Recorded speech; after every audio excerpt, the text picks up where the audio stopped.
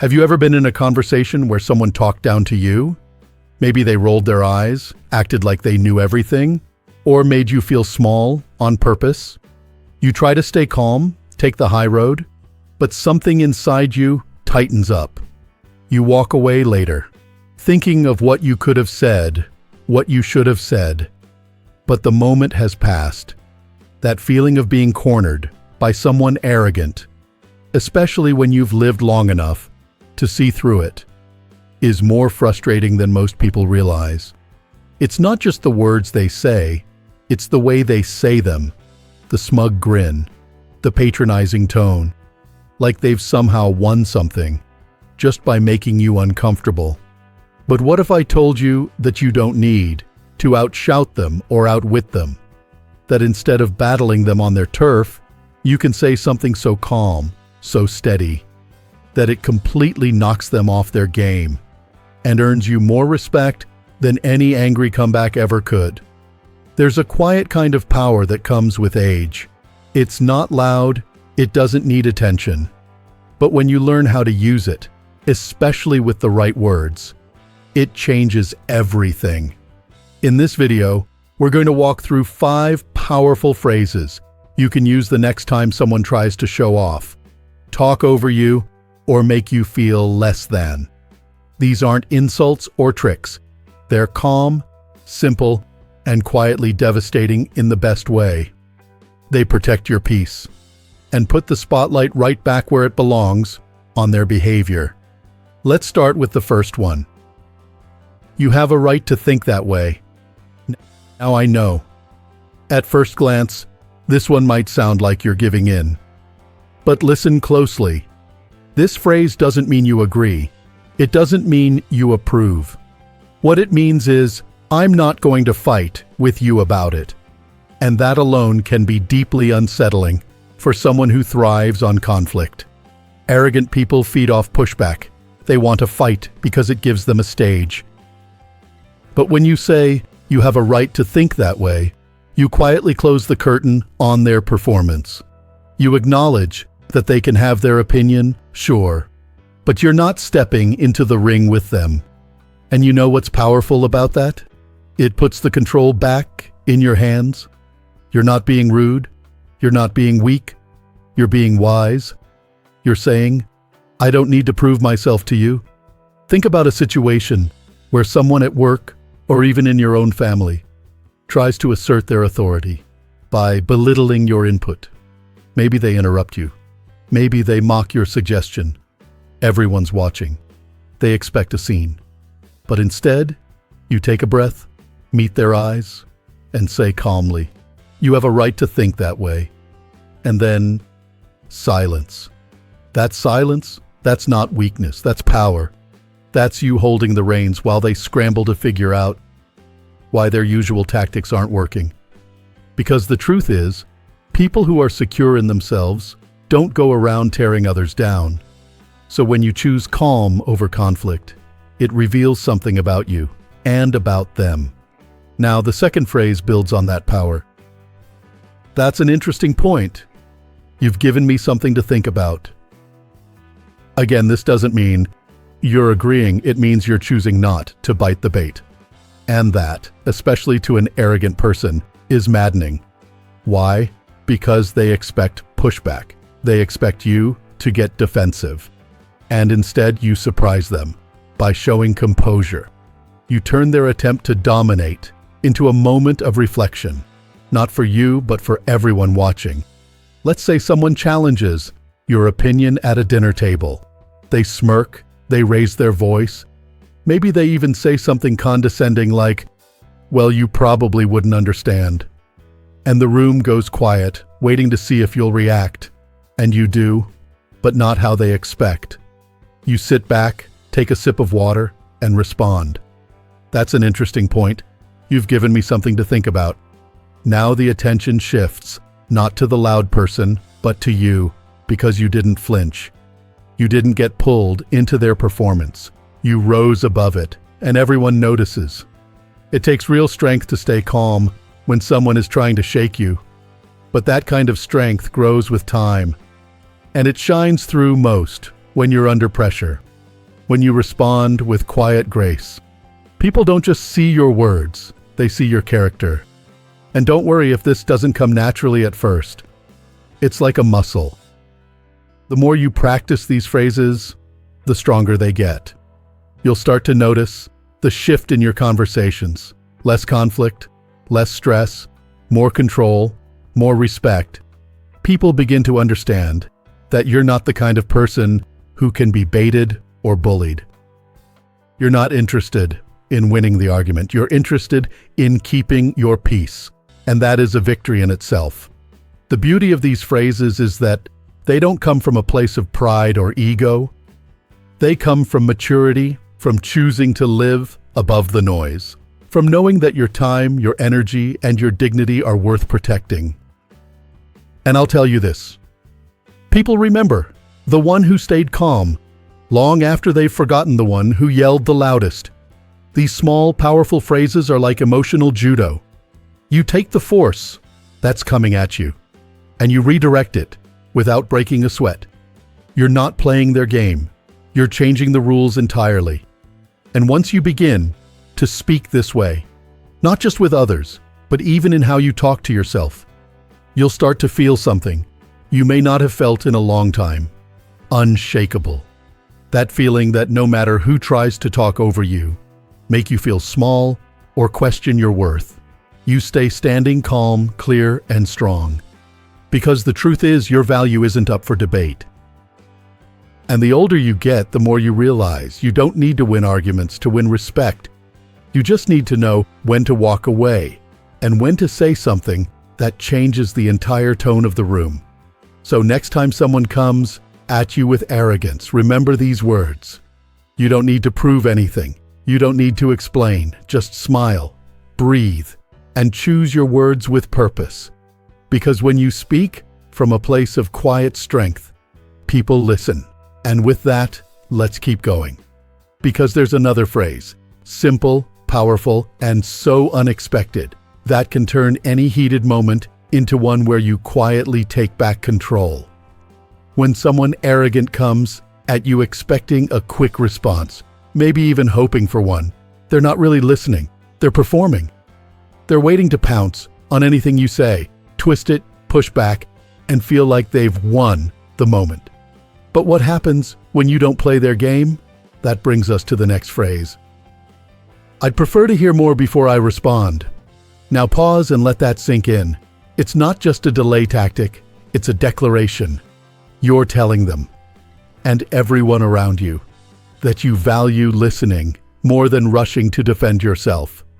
And in today's world, where people talk over each other constantly, that is rare. That is power. Imagine this.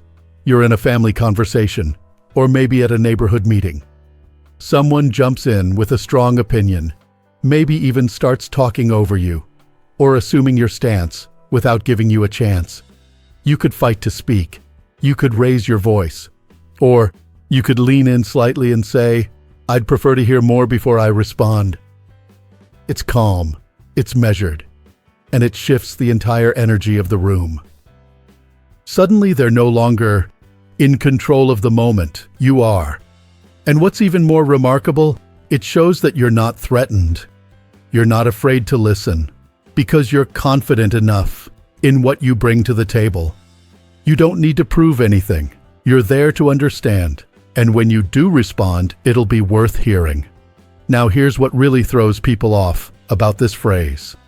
The arrogant person who came in like a storm, expecting noise and resistance, finds themselves face to face with stillness, with presence, and they don't know what to do with that.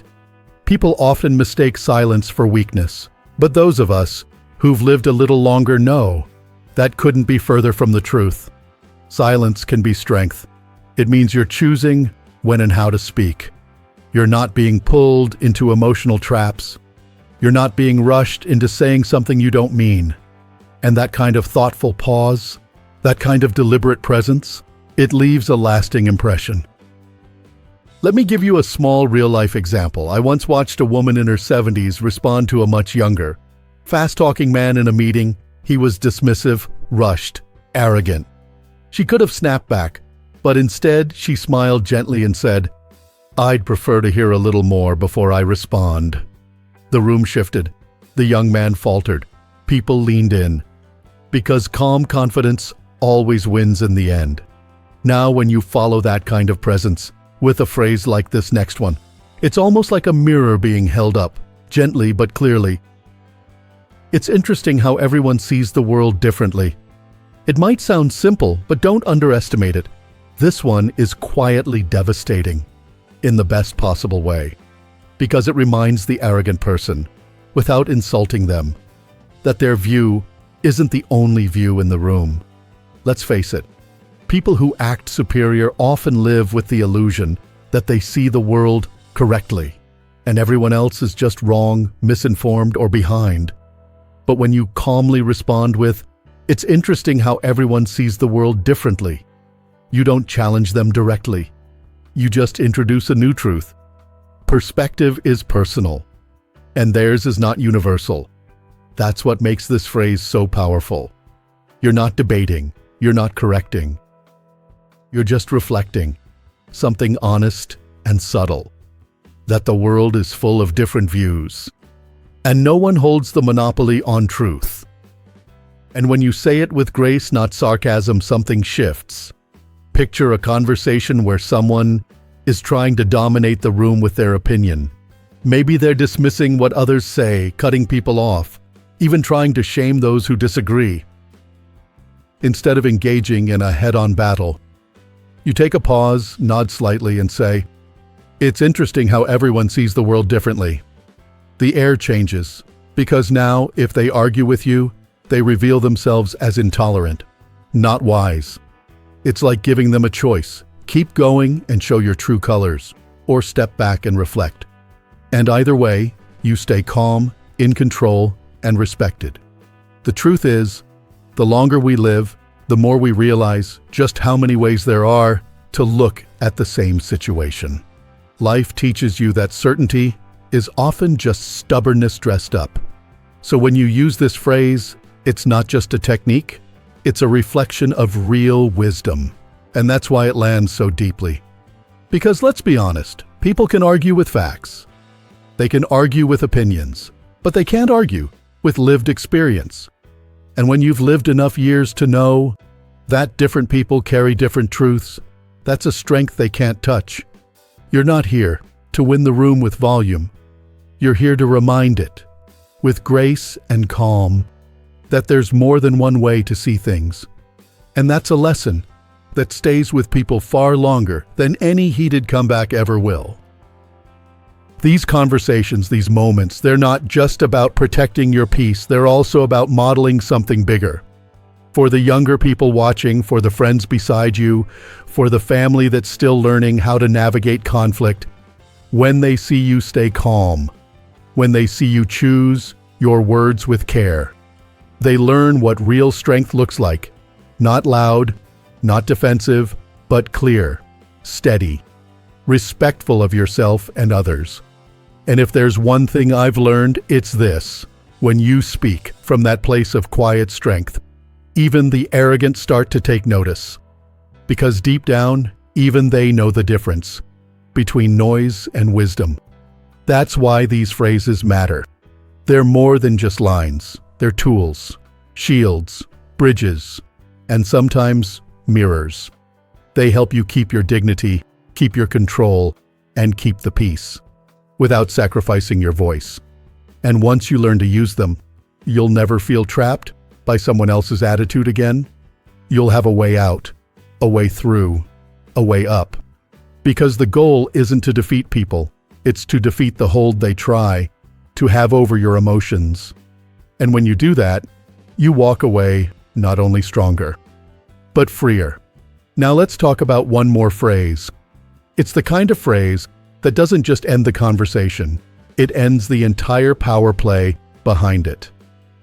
Simple words, said with calm conviction, can feel like a brick wall to someone trying to bulldoze over you. Here it is.